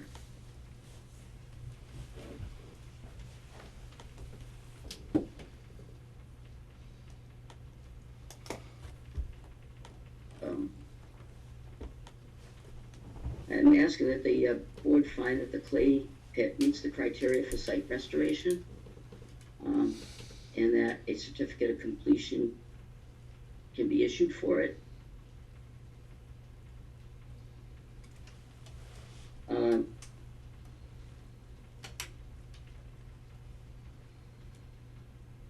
What we have here, for my last comment at this point, is a intersection. I've dealt with this my entire life, working with through DEP. I have an intersection of the public interests and private rights, and that intersection is a challenge. You know, you try to do the best you can to protect public interests while allowing people to do what they want, what we want to do with our property. Do you want to plant a garden here? Do you want to cut the trees? There's a balance. And I believe we've met the balance here. Allowing Alan to use the property where he lives, which is very unusual. Most gravel pits, folks don't live at them. He's living here. This is his property. He has a house and land that he wants to use. At the same time, be able to have his private property rights, at the same time respect the public interest. And I believe we're doing that. And so, yeah, I think that's it. There you go. Nice job. Well, thank you for that very thorough presentation. You're welcome. I guess Being so to sick. have a little bit of order, I would actually like to go to Mr. Murray first to see if he had any comments for us before we get into board questions. Yikes. First off, I'm a landscape architect, not a landscape ecologist. So I'm not somebody that has the credentials to say what Mary Ann has said, that it is a fully restored site. My personal, not professional opinion is it is substantially on the way. I know Mary Ann DePinto. She's worked at the Wetlands Division of DEP for decades. She served on this planning board about a decade ago. So I know her professionally and personally. I can certainly vouch for her level of knowledge. She's got a master's degree in ecology. And the people that she has consulted through the Fisheries and Wildlife and DCR, I know them professionally as well. And I think that the board can reasonably rely on their professional opinions as to the status of where that pit is with regard to passive restoration. So that's my first comment. My second comment is that the applicant is making an unusual request for this board to accept a passive reclamation of a earth disturbance pit. So because they're making an unusual application, it's my opinion that I think this planning board can also make unusual requests and determinations. Because yes, this was a pit, somebody made money from an earth removal pit. They had a permit from the town, and they had an obligation at the end of that permit, as do all the gravel and other earth removals, to restore the pit. So, if the ecologists are saying that the pit is restored, then, and you accept, Ms. DePinto's statements, then you have a reasonable ability to say that they've met the requirements of the bylaw and you can release it. But likewise, and this is where my alternative take is coming, the angle here is that, and I don't use that in a derogatory way, the angle is that this is a unique and natural habitat that warrants the ability to flourish and the ability to stay. Once you issue your completion permit and the bond is returned, like any landowner, including a pit that's been restored, the owner can take this land and convert it to whatever legal and appropriate use that they want to, including tearing it down and making it a solar field or whatever. So just keep that in the back of your minds. I say your interpretation can be, they're making an argument that they have created a habitat which they want to nourish and continue, but they will be under no obligation to do so. So I agree with her commentary that the landowner has rights. And once you're done with your certificate of compliance, I don't know that you have any further rights to review or regulate the land except as allowed by the zoning bylaws. So I think that because they're coming to you in an unusual way, I think that you have the ability to approach this also in an unusual way. So my final comment would be that, like any pit, we require an assessment from a professional, we require a status update, and then we require what needs to be done to fully complete the process to meet all the requirements. So there are some invasive species that still need to be controlled. So I guess the planning board does have the option to request a period of time to make sure that the pit's going to meet all those requirements. But if you find if it's safe, it's stabilized, and it meets the intent of the bylaw, and part of the intent of the bylaw is that the property isn't rendered useless. I mean, the point of having a requirement to say if you're doing a gravel removal pit, you can't remove within 5 feet of groundwater. Well, there's a very specific requirement for that. You need a 4-foot offset to groundwater to put a septic system in. So those are the examples. You know, we've got plenty of depth groundwater. We do have some exposed soils. It's in a naturalized condition that's continuing to naturalize. So I think I've wish-washed in 3 or 4 different directions there, but that's just where I'm coming from. I do agree that Ms. DePinto has given you sufficient evidence to say that she substantially meets the requirements of the stabilization of the pit, but you could also see it from a different perspective if you chose to do so. Excellent. Well, thank you for comments and counsel as always. Alice? I've been thinking about this, and I think, and I'm willing to make a motion, but I'd like to sort of talk about it. I think one way we could approach this would be to just rescind, rather than issuing new conditions, to rescind the reclamation permit that was issued, and to recognize that the land is restoring itself and it's in substantial compliance with the general bylaws. And then I think if we did that, we're not micromanaging which weeds have to be pulled out, we're just pulling back, we're recognizing that it's substantially restored. And then you would have to, have a certificate of this vote recorded to clean up the title. But I think that's the quickest way to do it. I think, I'm very convinced by the presentation, actually. And, there's no question that what we contemplated when we granted this permit is not doable. The topsoil doesn't exist, and she's right. It's a good thing that if it had these traces, although we did have it tested in many ways, and I don't know that it did, but that it was probably, this is probably a much better and more of an environmental responsible way to deal with this piece of land. So, I'm not in favor of putting together another order saying you've gotta pull out these plants, you've gotta get rid of that junk. I think we should back off and recognize what's been done, and release his, part of the same motion would be to release his bond. After there's fees, we have consulting fees, cause you have gone back and looked at it, and there'll be recording fees. And maybe an attorney's fee in drawing the clerk's, the certificate that needs to be recorded. But that would be my suggestion. So I'll make that motion if anybody's interested in it. Like a So- second. We're still discussing, right? Yeah, Well, we have a first and a second on a motion, which is now gonna So trigger we have to, discussion on I it. haven't- before that, we have to, I haven't Okay. actually, Right. Discussion. yeah, well, That- I'll hold off on the motion, I just, Okay, that's so my view. the motion is withdrawn. Right, but I'll make Okay. it if people wanna go with that direction, Alright. cause I've Okay. written it down. Further discussion? did you wanna? No, go ahead, I'll wait. So I have a couple of observations here. First of all, Mary Ann, you've done, I hope she's still on, so she can hear me. Is she still here?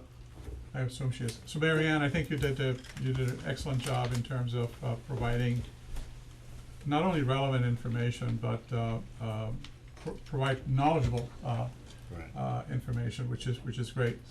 I do have some concerns, and I will be very frank with you, and that is that the only information we have is as of 1990 as to what the condition was of the pit at that point in time.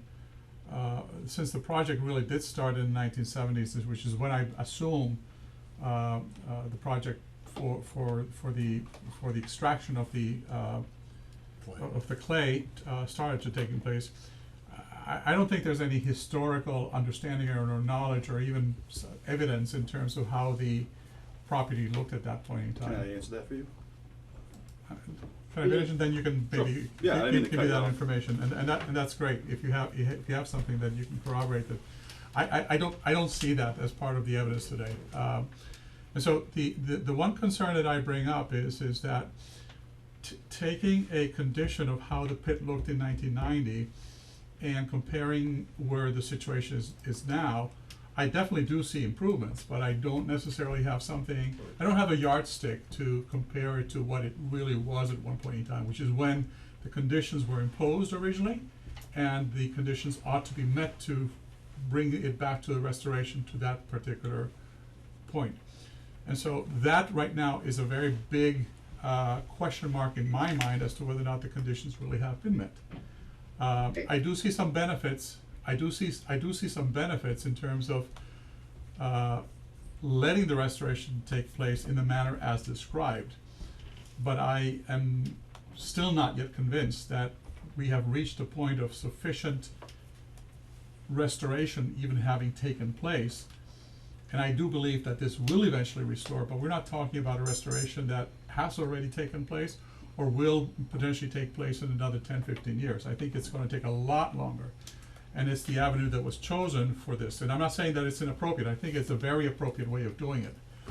The other thing that I wanna present to the board here is that we need to be very cautious.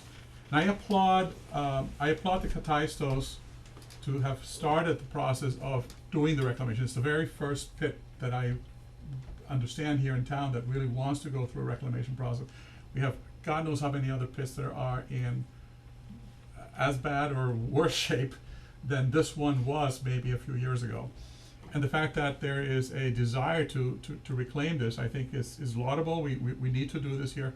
But I'm very concerned about setting a precedent in terms of how we're going to be doing this here, and not dotting our I's and crossing our T's properly and correctly, and therefore creating a potential loophole for other pits in the future to say, I want to jump through that exactly the same hole because same hoop because you guys allowed this to happen. I understand it's a clay pit versus the other ones are pits for gravel and for other things, so there's potentially a distinction that needs to be done there.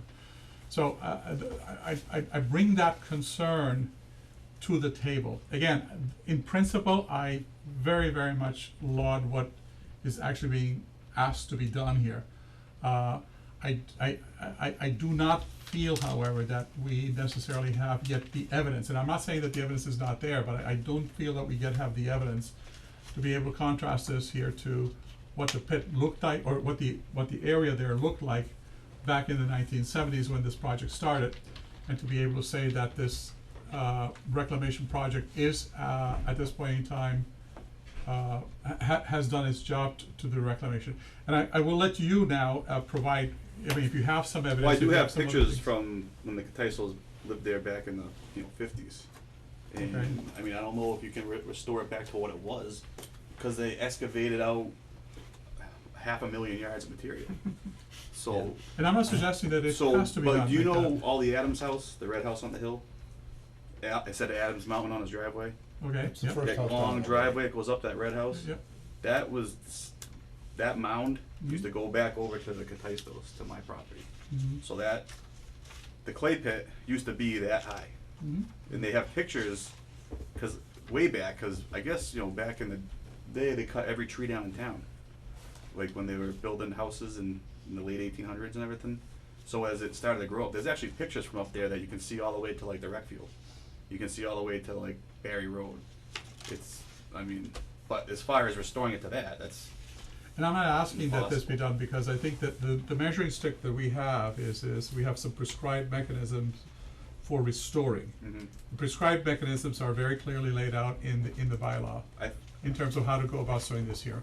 so And like, as, if I may just finish for a quick second, how to go about doing the reclamation is not necessarily by adding the Casella waste. That's not even prescribed. It is actually prescribed by adding topsoil and some other mechanisms. Go ahead. like she had said, that's what I had agreed to, that, and you had agreed to it as a planning board, and then that fell through.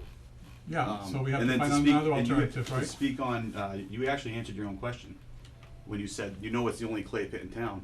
So no Yes. one can fall into that loophole that I'm creating, because there is nothing like it in town. There is no other clay pit. So I don't think you have to worry about that. I'm not an attorney, we have other people who So- might look at this here differently. Go ahead. Yeah, so let's, I think we're gonna come back to this a little bit, cause I'm Sure. also gonna have some comments and thoughts about, how this property is potentially unique and how that potentially matters, but I'd like to hear comments from Mr. Holman before we get there. Well, I have to agree with Alice and what she said. I really professionally appreciate Mary Pinto and all her Yeah. opinions, and that really, that settled my mind on all of this because of what she had stated and presented. And also yourself, this has been sitting here an open problem for many, many years. Mhm. And we did agree to a process that you agreed to that fell through, and just hearing this, what you said here now, thank God that never took place, because we have another problem on our hands. I haven't been up on that property for many, many years, and I did miss the tour that you had and all that. But I think what I've seen and the evidence that we were advised professionally of, I think we need to move forward and release this bond and put the property to bed here. And I don't believe, I've been on the zoning board of appeals, and that's one of my biggest things of being on that board, not setting any precedents, and I believe having these permits, every permit is different. Mhm. So when we grant a permit to ABC, if we tell C, D, E, and F one thing, it does not apply to the other one. And these are not, they're not gravel pits. No, we know that, yeah. So, I disagree with you, I'm sorry, but I think we should release this and put this away. And I agree that people have right for their own property. Thank you.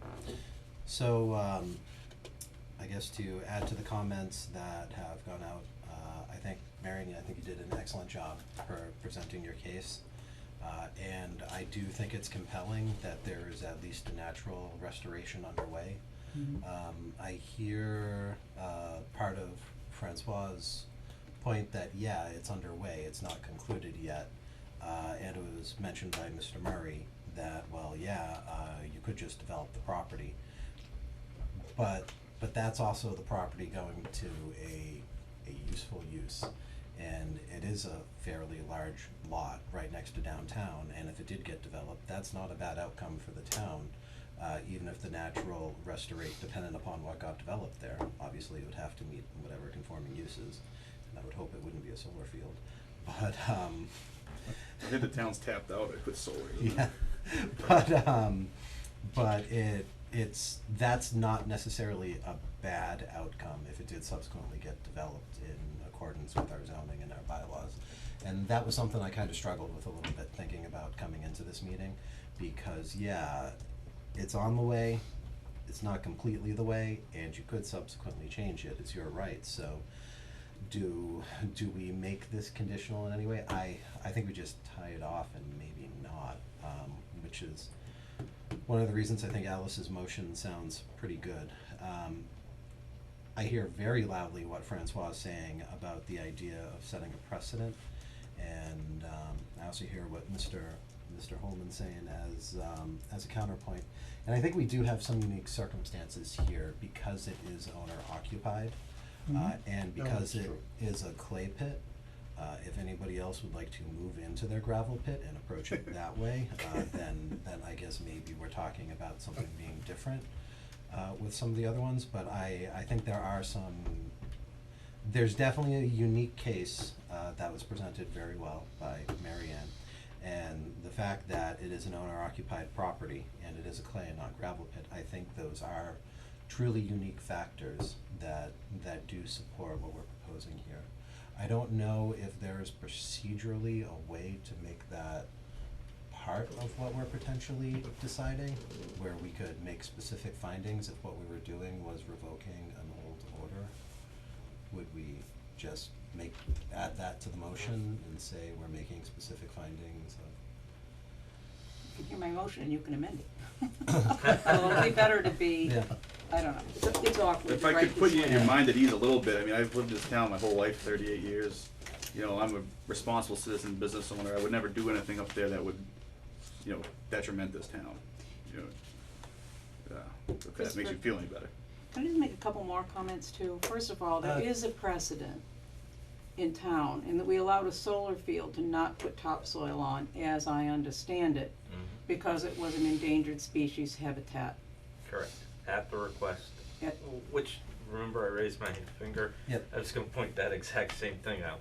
So one of the solar fields, Nexam, half of it is not topsoil, because the applicant made a very intuitive application by identifying they've created habitat for a unique bird in Massachusetts that only nests in sandy, gravelly soils. And we have that habitat over at the end of Pitcherville Road by Nexam. The problem we had there, unfortunately, was because we didn't have any topsoil holding the soil in place, we had a massive blowout that put a few thousand yards in an endangered species habitat of another endangered species. So, you will, if somebody does come back to this board, it will be involving endangered species habitat as a reclamation for a gravel pit. But I absolutely agree, this one is unique. And I absolutely agree that putting findings of the uniqueness of this application, should you choose to grant it, is a very wise thing to do. And earth removal, does that count as special permit for Erica to vote? It does not on this? It's under your general bylaws. Okay, it's Yeah. under the general bylaws. I just think you could rescind it. But anyway, also Yeah. I wanted to point out that this pit predates the bylaw in 1985. So unlike some of the other pits, we didn't give them permission to excavate this. This existed prior to our bylaw in 1985. This is when the The general bylaw was passed, it was Okay. 85, and his pit dates back to the 70s at least, right? I honestly don't know that. That's what I think. I believe they. Mary however, Ann. the they surety got was into added this. though, right? No, I Was it no, added? the surety was part of the reclamation plan. Well, I they're believe. not when this was revised, how many years ago? You took it out of the zoning bylaws and you put it into the general bylaws, Yep. which took away all the grandfathering under zoning, because Okay. now it's in a general bylaw. So no pit in the town of Hubbardston has grandfathering provisions under Okay. zoning. It's in the general. So that's what happened. So they became an active pit or an unresolved pit under the current general bylaw. And so at that point in time, they had to put the sureties in, is that correct? No. And abide by the new bylaw? As I understand it, the permit granting authority under the zoning bylaw, Yeah. Hmm? and they did get a permit, was the Board of Selectmen. We're missing one. And history will show that the Board of Selectmen did not put very many permit requirements on there, but apparently this one got a bond at some point in its active life. I believe the first bylaw was passed because of the pit operation, because there was so much debris going on the roads. Do you remember that, Mike? Pitcherville was really, yeah. Well, that was Pittsburgh. Pittsburgh. I mean, the clay pit, when that first started, Oh, okay. upset a lot of folks, and that's why they eventually started they're to do tracking this. mud out onto Yeah, 68. it became an issue. I see. So So the issue of the, if I may just Yeah. quickly ask Bill, so and this was, I think, in was it 2010? No, it was That the much bond later. was issued? No, I'm sorry, 1985. In In 1985 is when. That's what's the date on the bylaw. Oh, it was amended in 2018. So in 2018, every pit lost its grandfathering, Okay, But the, but the bond was already in place. gotcha, thank you. Mary Ann had a couple comments. Thank you. There is an extension permit that Alan signed in 2021 right, that relates to restoration. So the current permit for the property appears to be guys related have- to restoration. And the definition of reclamation, it's not, I don't believe it's the intent is to restore it to what it once was. No, It absolutely would not. take 100 years. Yeah, you no, know, absolutely to right. get the trees and so on. The restoration that's described in there is to avoid contamination of groundwater, to stabilize the site so that it's not running off and,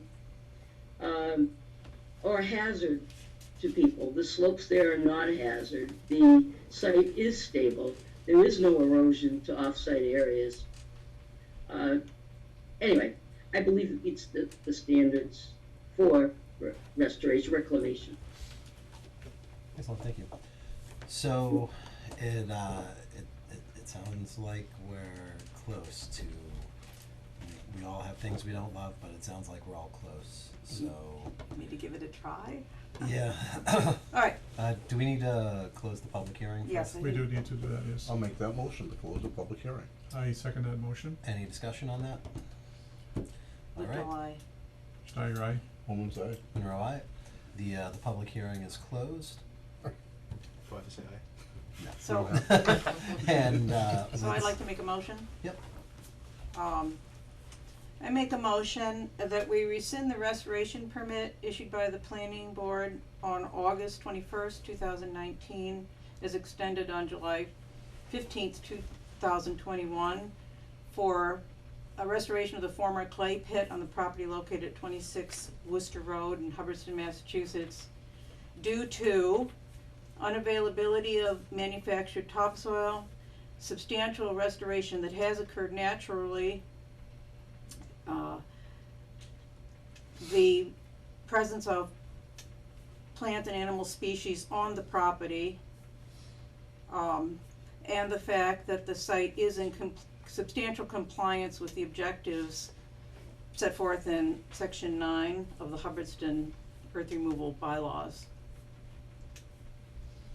And to return the balance of the bond to the owner after payment of any outstanding consultant fees, legal fees, or restoration fees needed to implement this vote.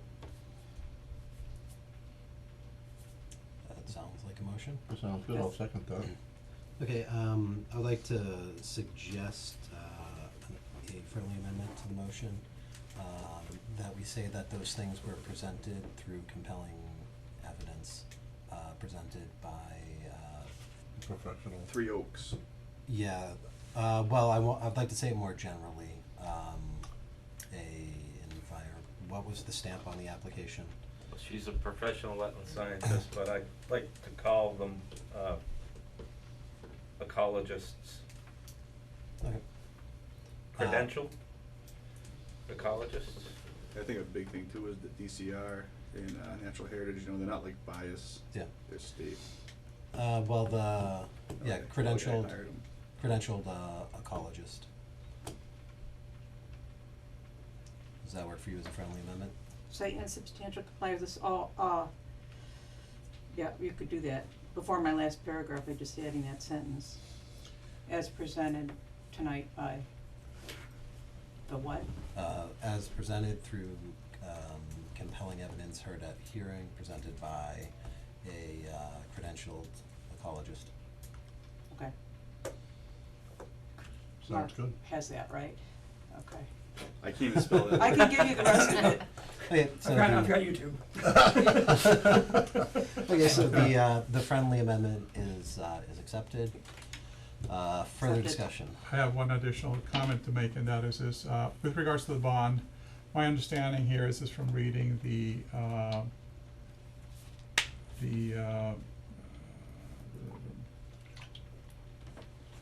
bylaws here, is that there is and this is really more procedural, there's a partial release that happens first, right? Or has that changed?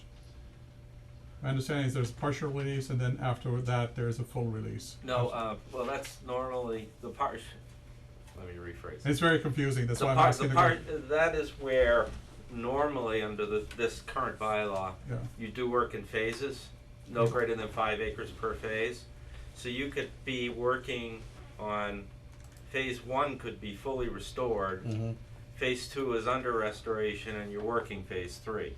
So you'd ask for a partial release of phase 1, because you've already done what you said you were gonna do. If I may, it says here, after completion of the operation and at the permittee's written request, the board may grant a partial release of any security posted by the applicant. The remainder of the security shall be released 1 year after the operation has been completed, or the permit has expired. But That's we how it rescinded. reads here. That the recension would mean that Would the make it permit. expire. Yeah, that'd be over a year. So this would be, okay, And I believe the way Alice worded the motion was the fact that once all those outstanding bills would have to be paid, the balance would be given back to you. no, that is absolutely But I clear. think that's That is basically kind absolutely of clear. saying, covering that. Because the way I had read this is that the applicant now submits it, the process of us accepting it, and once the completion of the operation, if this board votes and decides that they consider this here to be complete, at that point in time, there is a partial release, and after 1 year or the expiration of the permit being the restoration permit, or is it the permit of the because the way I read this is the expiration of the Well, I read it both the ways, restoration. because I read it, if you're doing it in phases, it was the intent of the bylaw to release phase 1, cause that's fair. If you're done, you're done, while you're still going on. And then the intent is a multi-phase, large-scale gravel removal operation. It takes this board time, it takes the treasurer and everybody else time Okay, to finally release those funds. okay, And that is my understanding what the intent was at that point in time. because it then says that if the town's agent certifies that the restoration has been completed, and the permit has submitted an as-built plan approved by the agent. And that's why I kind of looked at it slightly differently, so. Yeah. Anyway, I'm not here to interpret this here, I'm just pointing this out so that if we are making the motion to return the, as part of this motion that is actually being presented, it is also to return the bond. And not wait a year. Well, that's just the question as to whether or not we are permitted even to do that. I I think- defer I- to the ends. I believe we are, because it said, May, for that particular section. Yeah. Plus, we're rescinding a permit, so the effect would have actually been from 2019. So it would have been Okay. a year after the end anyways. Okay, That's how I would look at it. so, I think it's fair to say. right, But that's not as town council, obviously. That's shooting from my hip after Right. 2 hours of meeting. Less Right, interest. we're still in Less interest discussion, would right? build Yeah, we're still in in discussion. discussion.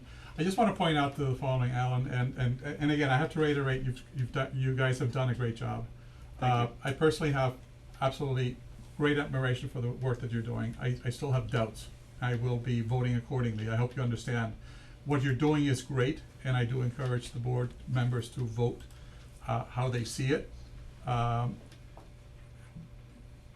encourage other folks who own pits to do things proactively as you guys are doing.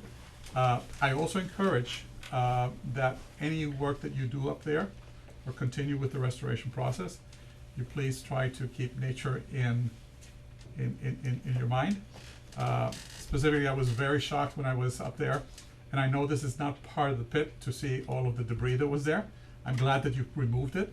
Right. Like, for example, the asphalt that was there, construction material. It should not be a dumping ground from the way I'm looking at this. Yeah, I'm not saying that you dumped it purposely. I know that you stored it.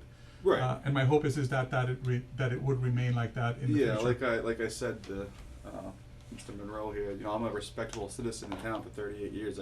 No doubt. I got nothing but good intentions. No doubt in my mind. Okay, and there's there's nothing personal against what you are trying to do.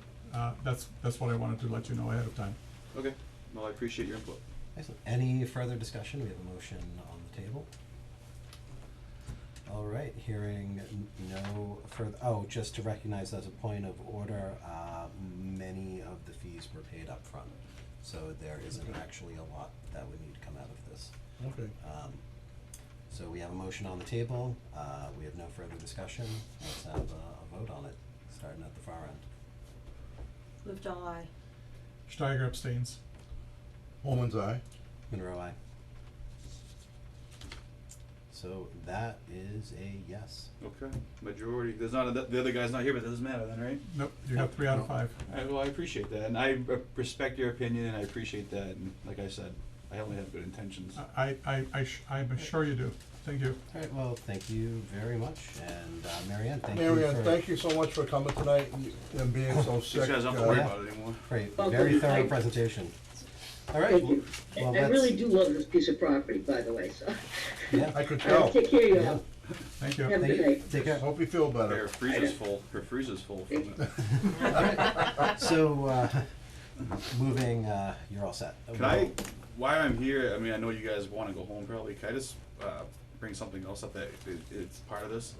I know this is done, but, Very so good. I had a company come in that wanted to fill it in.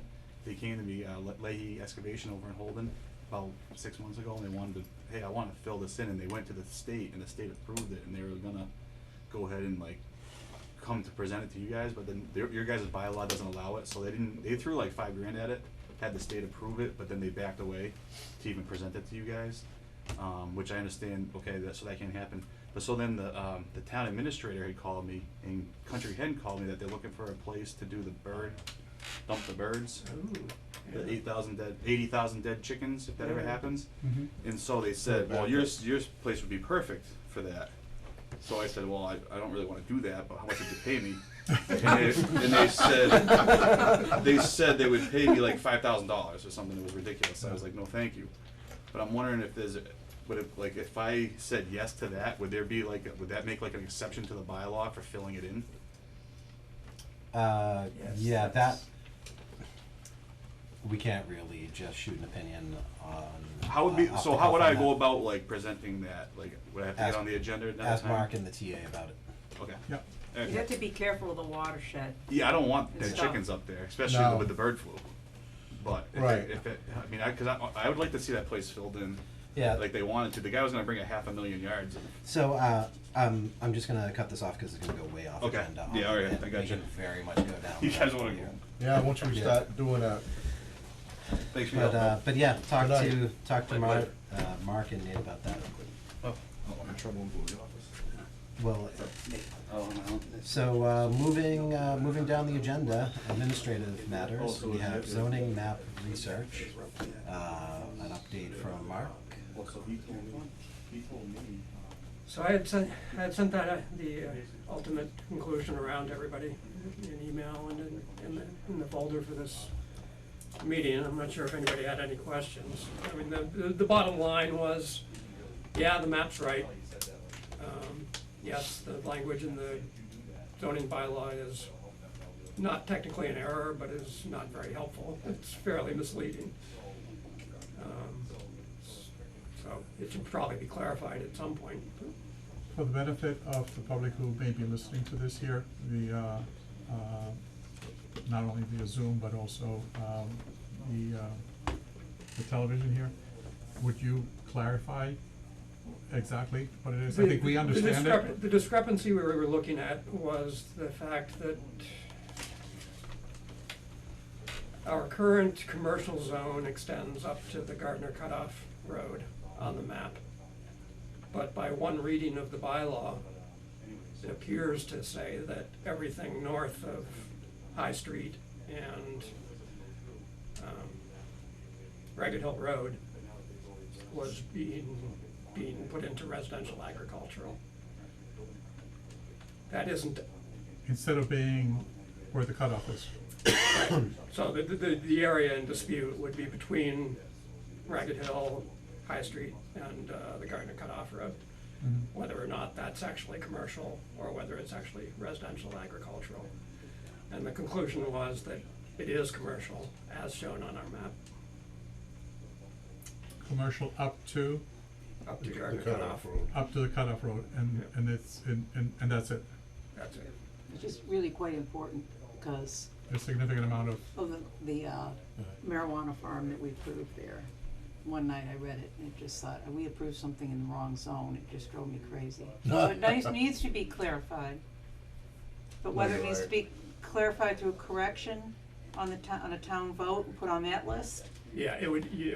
definitely have to go okay, to then a we vote. should try to Right. make that happen for town meeting with whatever corrections, other corrections. Maybe I can come in and we can I can sit down with him on that, and then I'd like everything that, Yeah, we're gonna come back to this under matters not Okay. reasonably anticipated by chair, so we'll come back to that point specifically. Congratulations on your new position. Anything further on the zone map research?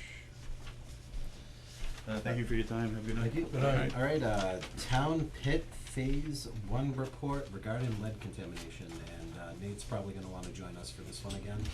And I Yeah. would just, I would just like to declare for the record that I offered to advance this to earlier in the evening, and Nate had said that that was not gonna be necessary, so. so here you are, you'll never turn that off. I again. was- He doesn't have far to go home, so he's. I'm gonna be ready for tomorrow's CIPC meeting. Oh, that's right. Like, So I guess as a matter of background, what we're talking about here, we're talking about a parcel that is owned by the town that some period of years ago was committed to go to affordable housing, specifically senior housing, when the planning board was still serving as the Affordable Housing Committee.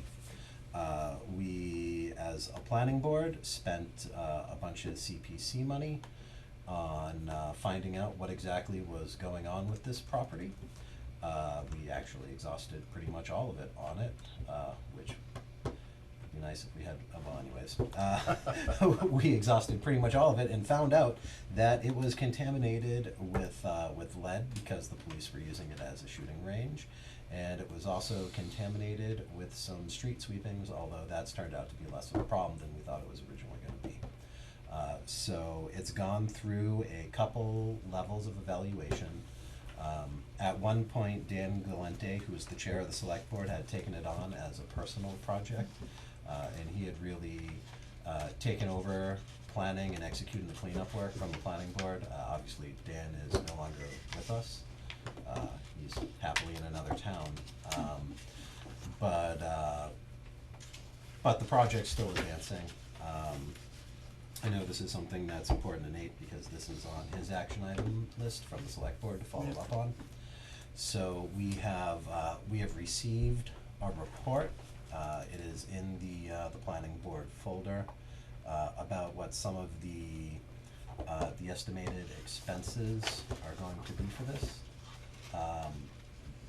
So I believe ultimately what's gonna have to happen is, well, that needs to go back to the select board. And they're gonna need to follow through with doing something with it. And the newly formed Affordable Housing Committee is going to have to pick up the ball and go the rest of the distance on trying to find a developer and trying to make something happen there.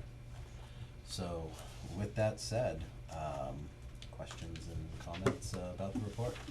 Just a quick comment. So, she's got a lot of stuff here. If you read just read her the summary at the end. But basically what it says is there's 100 cubic yards of lead contaminated soil, just like 10 dump trucks or something. And we have choices. We can, and they both have price tags attached. One is just,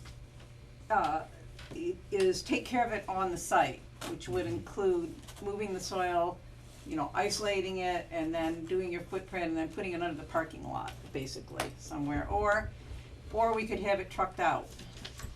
And the price of putting it under the parking lot, she estimates to be $80,000 with $20, $80,800, and the other one's $123,400. And as I see the problem here, and it comes with the maps and diagrams, so anyway, but whatever you do, we gotta do it by 2026, because this is now a reportable incident, right? Mm-hmm. So the thing is, this was a 15 acre, was the only land in town that the town owned. It was available for affordable housing, which is how it got there. It still would be, we had thought, before we decided to move it to the Affordable Housing Committee, which it should be a separate committee, it shouldn't be a planning board, but that it actually wouldn't be a bad site for senior, we have a horrible shortage of affordable senior residents. We have like a 7-year waiting list, you've talked to Claudia. So I've heard. So, yeah, so I don't know, we have never assembled this Affordable Housing Committee yet. But the select board should be made aware of the situation, and we've got till 2026 to resolve it. And of course, I'd be 100% in favor of building the affordable housing units if we can figure out how to do that. And putting it under the parking lot. Because it's $40,000 cheaper. What parking lot are we talking about? The It sounds like dead bodies or something. Yeah, But yeah. honestly, that is what you It'll do. be a problem It's later. to keep it from leaching more. I mean, the Right, good news was right. it isn't in the groundwater, it's containable, but they're gonna have to do one of these two things. And maybe they just wanna pay the extra whatever thousand it is and clean it up and let it sit there forever, but maybe it's a good catalyst to actually get some housing built on that Absolutely. site. I'm gonna be forwarding it to them either at their next meeting or the one after the holidays. You could skip the the regulations that are in this, just send them the little short report. Oh, yes, Mr. Murray? Just that I think we should pursue through VHB, ask them for recommendations for brownfield remediation funds. Both the state and the federal government, this qualifies for brownfield remediation. Also. And what a brownfield is not a super fun site that's hot. A brownfield is a cool type contamination that can be resolved relatively straightforwardly. And there are grants for that, Lots of them. exactly, so I think we ought to try to take advantage of it as a town. Because Hubbardston is a town that relies on sewer and wells, Right. we should rate, and we're a small rural town, we should rate pretty high. Yeah, I'm sick of dealing with PFAS. Can those funds be used even if you're just putting it under the parking lot, moving it and putting it back, or does it have to be if you get brownfield shipped out somewhere? We'd have to see. It depends, Okay. how's that for an answer? Yeah, no, Okay, but that's good. The problem with shipping it is it becomes a manifested hazardous waste. Mm-hmm. Has to leave in secured trucks, and it's easily, because it's lead, it doesn't really leach into the water unless it has a lot of water contact. So you put it under parking where the pavement just keeps the water off it for a very long time. Sounds good. So seeking the right brownfield funding is really what is key here. So I guess, Nate, do you have any questions for us about the history of it and what's gone on with it? Not at this time, but I'm going to be completely honest with you guys. I've been here 1 week.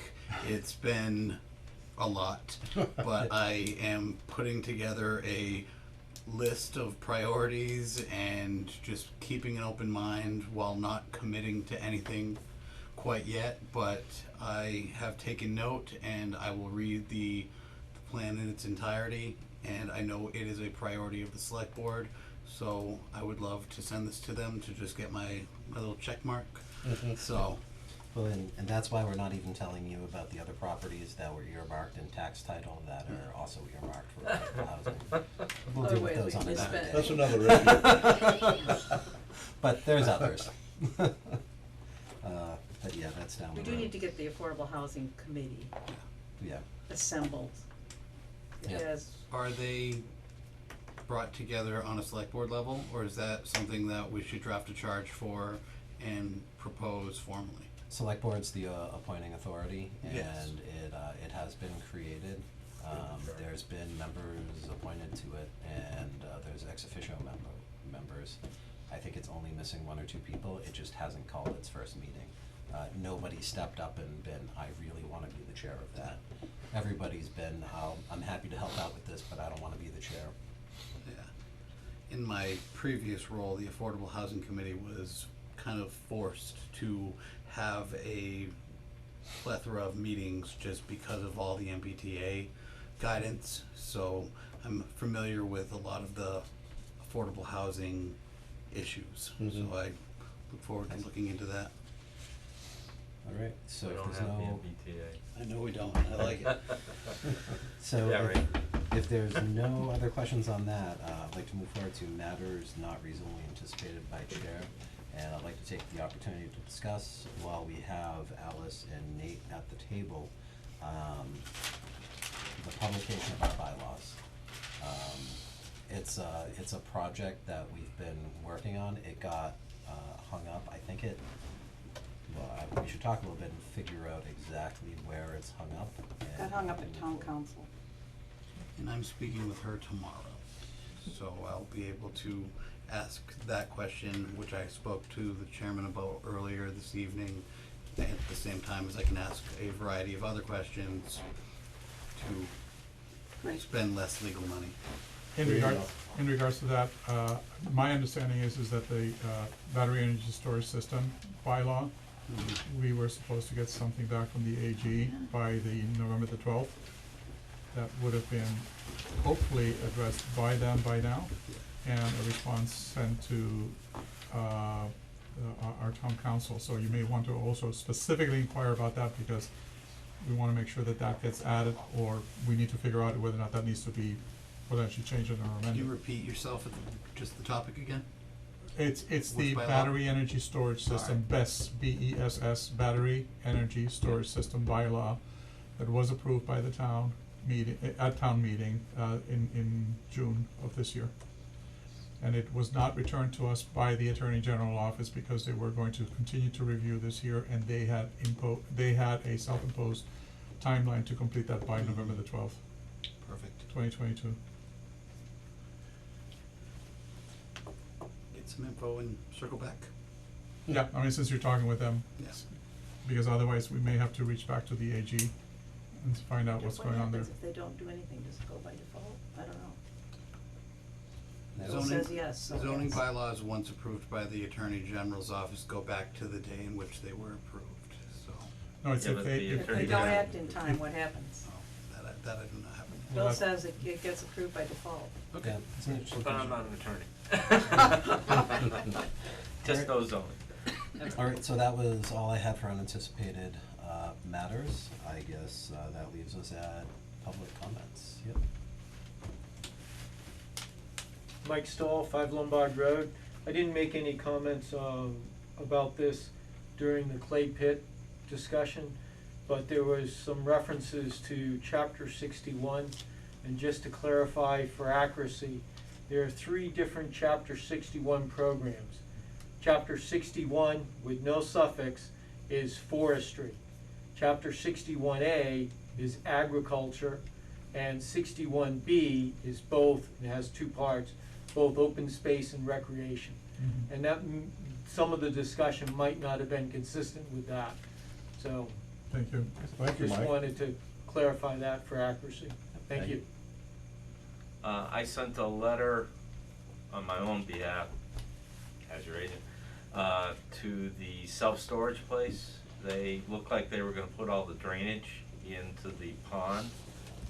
And that pond is acting as a sediment basin. And if they put the drainage in and they haven't stabilized all the surrounding area, which they can't do because plants won't grow, they were gonna be discharging sediment-filled water to the town drainage system. So I urged them not to put the drainage pipes in the drainage pond so it wouldn't drain into the town drainage system and cause us a problem.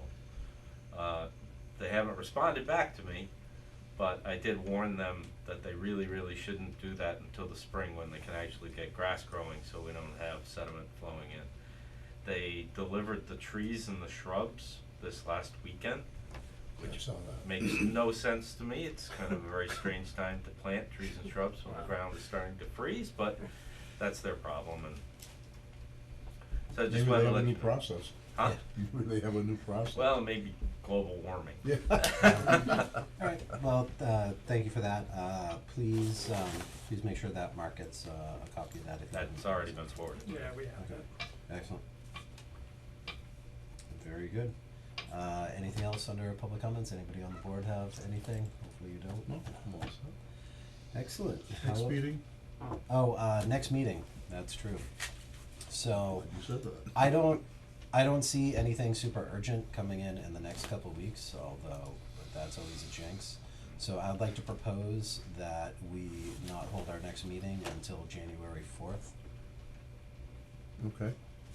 if that makes sense for everybody. So that would be the first Wednesday, which is now a regular scheduled meeting for us.